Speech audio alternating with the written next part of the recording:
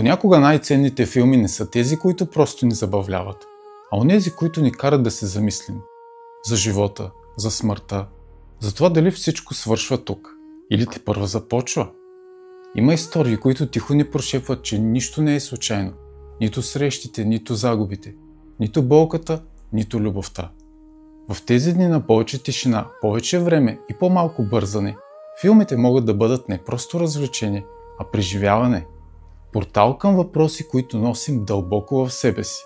За прераждането, за кармата, за паметта на душата и за пътя, който всеки от нас върви, дори когато не го осъзнава. В това видео ще ти покажа 12 филма от моята лична колекция. Филми, които събирам от години и които за мен носят истинска стойност. Те са от различни жанрове. Има драма, има комедия, има фентази, има и по-тъмни, предизвикателни истории, но всички са обединени от една нишка – духовното търсене и въпросът какво има отвъд видимото.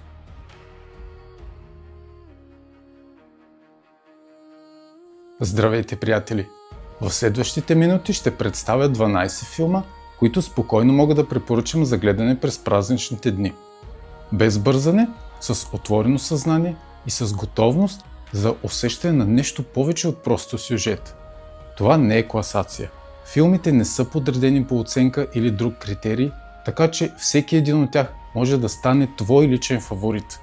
Затова остани до края на видеото, за да се увериш, че няма да изпуснеш нито една находка. Нека започнем с първия филм. Кучешки живот 2. Това е един от онези филми, които на пръв поглед изглеждат леки, почти детски, но всъщност носят много дълбоко послание.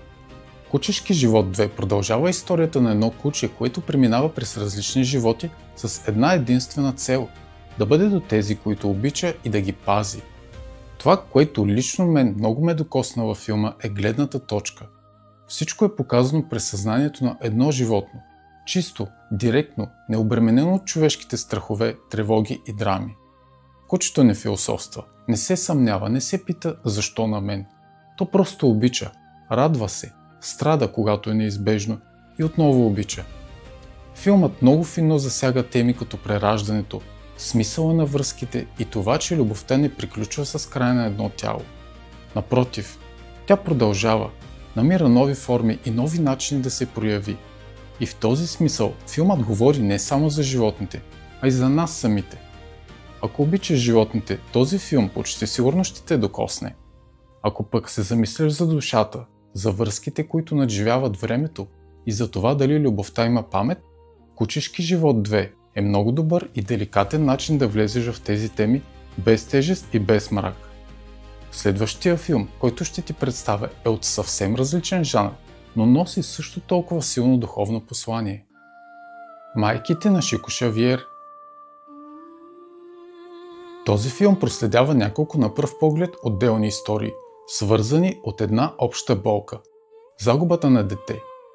Филмът ни среща с майки, които се намират в различни етапи на скръбта си, от гняв и отчаяние до пълна загуба на смисъл и които по различни пътища стигат до фигурата на Шико Шавиер. Сюжетът се развива около неговата медиумна работа. Писма, послания и срещи, които дават надежда, че смъртта не е окончателен край. Без да превръща това в сензация, филмът показва как думите, идващи отвъд, променят съдбите на живите. Особено силен момент е сблъсъкът между личната болка, общественото съмнение и вътрешната нужда човек да повярва, че връзката с любимите хора не е прекъсната завинаги. Важно е да се знае, че филмът е направен по реални събития. Шико Шавиер е реална личност, изключителен бразилски медиум, канализирал огромно количество информация чрез автоматично писане, включително и в предавания на живо по националната телевизия пред милиони зрители. Това придава на историята особен реализъм и тежест. Лично за мен този филм беше силен не само заради историята, а заради усещането за нейната автентичност и онова неописуемо чувство, идващо от потвърждението, че това, което знаем за живота след смъртта, не е някаква измислица. Просто ти се показва една възможна перспектива, че връзката между хората не се прекъсва рязко със смъртта, и че утехата понякога идва не от доказателства, а от преживяване и вътрешно усещане. Майките на Шико Шавиер е филм за скръбта, но и за надеждата, за болката, но и за продължението. И ако темата за живота след смъртта те вълнува по по-зрял, човешки и земен начин, това е едно много стойностно заглавие. Кафе дьо Флор. Кафе дьо Флор е филм с паралелни истории, развиващи се в различно време и пространство. От една страна сме в Париж през 60-те години, където млада майка отглежда сина си, роден с синдром на Даун, в свят, който не е готов да приеме различността. От друга страна, в съвременен Монреал, където мъж и жена преживяват сложна, объркана и болезнено искрена любовна връзка. На пръв поглед тези две истории нямат нищо общо, но с напредване на филма започва да се усеща, че между тях има дълбока, невидима връзка. Сякаш едни и същи души преживяват любовта, жертвата и избора си отново и отново в различни форми. Филмът много финно загатва идеи за карма, за повторение на житейски уроци и за любов, която не се подчинява на времето. Това не е история, която ти се поднася на готово. Кафе дьо Флор постепенно те въвлича. Оставяте сам да правиш връзките, сам да усещаш как парчетата започват да си идват на мястото. Колкото повече навлизаш, толкова по-ясно става, че това не е обикновен романтичен филм, а разказ за дълбоки душевни връзки и избори с дългосрочни последствия. Нещо, което най-много ме впечатли в Кафе дьо Флор е, че показва по много ясен начин реалните, невидими за нас тук причини, които карат хората понякога да се държат необяснимо, да имат на пръв поглед странни, дори обществено неприемливи отношения. Причини, които на ниво душа проистичат от преживяването в предишни животи. Това е филм, който не мога да разкажа с няколко думи, но много ясно помня усещането, което оставя. И точно тези филми, които се помнят като чувство, а не като сюжет, за мен са най-стойностните. Филмът е подходящ за всеки, който е готов да приеме с отворено съзнание това, което не е очевидно и обикновено остава зад завесата на забравата след идването ни в физическия свят. А следващия филм в списъка ни отвежда още по-дълбоко към прераждането, паметта на душата и вътрешния хаос на човешката психика. Хаотичната Ана. Хаотичната Ана е филм, който започва като обикновен разказ, но постепенно се разгръща като дълбоко духовна и екзистенциална история. Ана е млада жена със силно присъствие и необяснима вътрешна нестабилност, която се появява под формата на внезапни спомени, емоции и образи, които не принадлежат на този живот. Постепенно става ясно нещо изключително важно. Ана си спомня свои предишни животи. И във всеки един от тях тя умира по различен начин, в различни епохи и обстоятелства, но винаги на една и съща възраст – 22 години. Ана не знае защо. Знае само, че този модел се повтаря отново и отново. В настоящия си живот тя се намира точно на прага на тази възраст. Това създава огромно вътрешно напрежение, усещането, че нещо предстои, че има граница, която никога досега не е успяла да премине. Филмът много смело поставя въпроса дали човек е обречен да повтаря една и съща съдба или има силата съзнателно да я промени. В един ключов момент Ана среща мъж, когото разпознава като своя любов от предишен живот. Среща, която й помага да осъзнае, че някои връзки съществуват, за да бъдат пуснати, а не повторени. Хаотичната Ана не представя прераждането само като красива духовна приказка. Напротив, спомените са травматични, болезнени и разкъсващи. Но точно чрез този хаос започва да се оформя силата на Ана. Тя не бяга от истината, не се опитва да я потисне, а продължава да търси въпреки страха. Личното им впечатление от този филм е толкова добро, че трудно бих избрал всичко, което ми хареса в него. Но ако все пак трябва да избера едно нещо, това ще е начина, по който края на филма прави препратка към неговото начало. В началото виждаме сцена, която на пръв поглед няма връзка с филма, но цялостното послание на тази връзка е, че всичко си има причина, както и че всеки край се свързва с някакво начало. Финалът на филма е изключително силен и не мисля, че може да остави някого равнодушен. Това е моментът, в който Ана показва, че вече не е водена от страха си, а от избора си. Ана е образ на онова, което носи всяка човешка душа в себе си. Потенциалът да прекъсне кармичния кръг, когато стане достатъчно осъзната, достатъчно цяла и достатъчно смела. Нов шанс. Нов шанс е от онези филми, които първо те карат да се смееш, а чак след това неусетно разбираш, че ти говорят за много сериозни неща. Историята започва с един мъж, който умира твърде рано и получава възможността да се прероди почти веднага, с едно условие – да започне живота си от начало, без спомени за предишния. Години по-късно, вече пораснал, той среща жена, към която изпитвал необяснимо силно привличане. Оказва се, че това е вдовицата му от предишния живот. А ситуацията става още по-абсурдна и комична, когато героят започва да усеща и друга странна връзка към дъщеря й, която всъщност е неговото дете от предишния му живот. Филмът използва този абсурден и на моменти напълно нелеп сюжет, за да изгради поредица от комични ситуации, типични за комедиите от края на 80-те и началото на 90-те. Непринуден хумор, живи диалози и много човешка топлота. Но зад смеха се крият въпроси, които не са никак леки. Нов шанс говори за прераждането не като мистична доктрина, а като повод да се замислим за ролите, които играем, като партньори, като родители, като души, които се срещат отново и отново, но при различни обстоятелства. Филмът много умело показва, че любовта има памет, но и че понякога най-правилният избор не е да възстановиш миналото, а да го оставиш там, където му е мястото. Точно това е чарът му, но като се смееш, филмът ти поднася истини за привързаността, за границите и за това, че не всичко, което чувстваме, трябва да бъде изживяно отново по същия начин.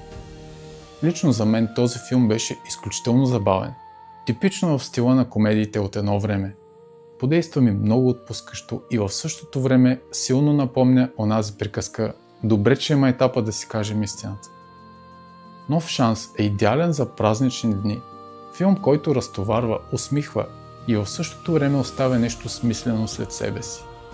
А следващия филм в списъка ни сменя настроението рязко и ни въвежда в много по-мрачна и мистериозна територия, където миналото не само се помни, а се разследва. Отново мъртва. Отново мъртва е от онези филми, които те държат в напрежение до самия край. Историята започва с мистерия. Жена, която губи паметта си, и мъж, който се опитва да й помогне да открие коя е всъщност. Постепенно, чрез хипноза и разкриване на стари следи, двамата започват да сглобяват картина от едно друго време. Предишен живот, белязан от страст, ревност и насилие. Колкото повече напредва филмът, толкова по-ясно става, че миналото не просто се помни. То активно влияе на настоящето. Историята умело играе с идеята за прераждането и кармичните последици, които постоянно изненадват зрителя. Точно когато си мислиш, че вече си разбрал какво се случва, филмът рязко сменя посоката. Това е типът филм, в който до последно не можеш да разгадаеш как ще се развие сюжетът. Отново мъртва постоянно напомня, че истината рядко е на повърхността и че нещата почти никога не са такива, каквито изглеждат на пръв поглед. Филмът използва трилър елементи и мрачна атмосфера, но не разчита на евтин страх. Напрежението идва от психологическата игра, от разкриването на пласт след пласт, от усещането, че съдбата може да се повтаря, ако не бъде осъзната. Това е от редките трилъри, които не те плашат с сцени, а завладяват с идеи. И точно това го прави толкова силен. Обратите в него са трудно предвидими, което е голяма част от чара му. Това го прави не толкова впечатляващ при второ гледане, но все пак филмът определено се заслужава. Отново мъртва е филм за зрители, които обичат мистерии, психологически трилъри и истории с неочакван край. Не е страшен в хорър смисъл, но по-скоро е напрегнат и мрачен, отколкото плашещ. Наш дом. Наш дом е филм, който директно ни пренася отвъд границата на физическия живот. Историята започва със смъртта на главния герой. Лекар, който се събужда в състояние на объркване и страдание, без да разбира къде се намира и какво се е случило. Постепенно той осъзнава, че е напуснал физическото тяло, но съзнанието му продължава да съществува. След първоначалния хаос и дезориентация, героят попада в духовен град, наречен Наш дом. Място, където душите се лекуват, учат, подготвят се и осъзнават последиците от земния си живот. Филмът много ясно показва, че смъртта не е край, а преход, но и че този преход не е непременно лек. Тук се засягат теми като морална отговорност, карма, личен избор и духовна еволюция. Наш дом не идеализира отвъдното, показва, че всяка душа носи със себе си това, което е изграждала при живе. Любовта, вината, егоизмът и състраданието продължават да действат и от другата страна. Филмът е по книга на Шико Шавиер, бразилският медиум, за който вече стана въпрос. Макар и неофициално, за много хора това прави филма едва ли не по истински случай и определено го прави ценна находка за търсачите на истината за отвъдното.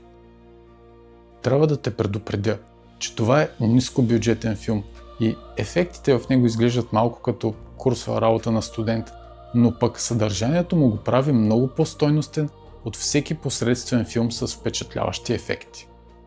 Подходящ е за зрители, които се интересуват от живота след смъртта и духовното развитие. Не е страшен, а по-скоро успокояващ и поучителен. Наш дом е филм, който не те разтърсва, а те води, стъпка по стъпка, към една по-широка перспектива за съществуването. А следващия филм в списъка ни е може би най-провокативният и въздействащ. Пътуване навътре, в съзнанието, смъртта и отвъдното, без никакви филтри. В бездната. В бездната е филм, който не просто се гледа, той се преживява. Историята проследява млад мъж в Токио, чийто живот приключва внезапно, но съзнанието му не изчезва. От този момент нататък филмът се развива почти изцяло от негова гледна точка. Като пътуване, през спомени, преживявания, вина, привързаност и онова, което според множество древни източници се случва след смъртта. Сюжетът е вдъхновен от идеи за съзнанието, прераждането и междинното състояние между живот и ново въплъщение, като концепцията за Бардо, позната от тибетската книга на мъртвите, ясно присъства като отправна гледна точка. Камерата буквално лети, преминава през пространства, тела и време, като зрителят остава заключен в субективното преживяване на героя. Това създава усещане за пълна дезориентация, но и за дълбоко потапяне. Тук няма класически разказ, няма удобен ритъм, няма почивка за окото или ума. В бездната е суров, директен и безкомпромисен. Филмът не се опитва да бъде приятен, той се опитва да бъде истинен, такъв какъвто може да бъде един граничен опит между живота и смъртта. Ако трябва да опиша в бездната с една дума, тя ще е брутален. С две думи – завладяващо брутален. Това за мен е филм, който или ще те очарова, или ще те отврати, но аз залагам на първото. И със сигурност няма да те остави равнодушен. Някои хора казват, че филма е твърде дълъг, но лично за мен това беше плюс, защото му се наслаждавах по-дълго. Завиждам на хората, които не са го гледали, защото много бих искал пак да мога да го гледам за първи път. Това е филм за зрители с отворено съзнание, които не търсят комфорт.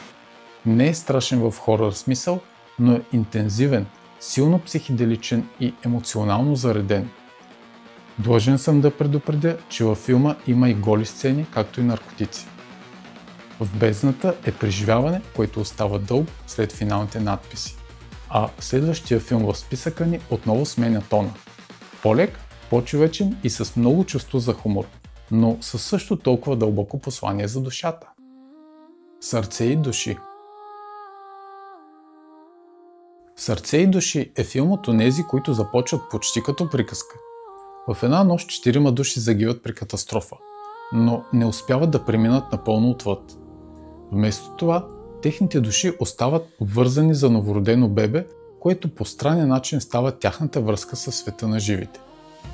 Години по-късно това бебе вече е възрастен мъж, който внезапно започва да вижда и чува тези 4 души. Те не са зли, не са страшни, не искат да го плашат. Те просто имат недовършени неща. Неща, които не са успели да изживеят, да кажат, да простят или да завършат при живе. Филмът използва тази идея, за да изгради поредица от комични, но и изключително човешки ситуации. Смехът идва леко и естествено, но зад него стои нещо много истинско. Идеята, че душата търси завършеност, че дори след смъртта най-важните неща остават любовта, прошката, истината и смелостта да бъдеш себе си. Сърце и души говори за живота след смъртта без мрак, без страх и без тежка философия. Вместо това, филмът избира състраданието и хумора като път към дълбоките теми.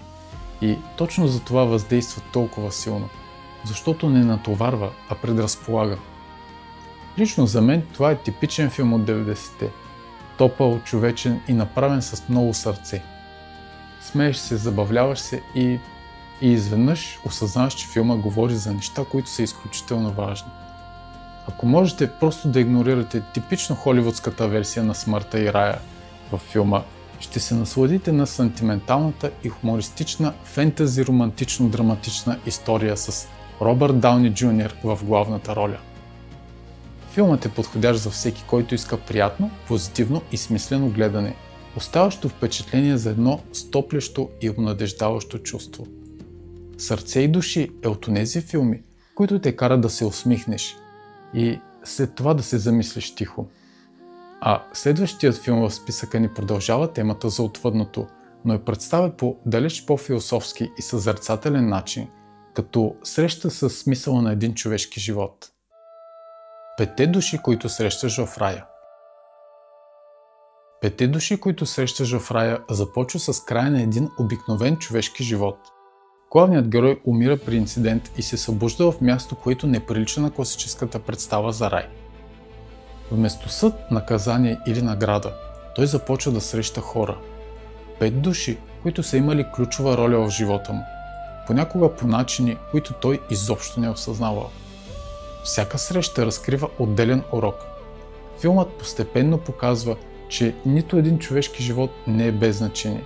Че дори най-незабележимите избори и действия могат да имат огромно отражение върху съдбите на другите. Някои от тези срещи са утешителни, други болезнени, но всички водят към по-дълбоко разбиране на смисъла на преживяното. Това, което прави филма толкова силен, е начинът, по който преобръща представата за обикновен живот. Героят започва с усещането, че животът му не има особена стойност, но чрез тези срещи осъзнава, че смисълът често се разкрива чак отвъд гледната точка на самия човек.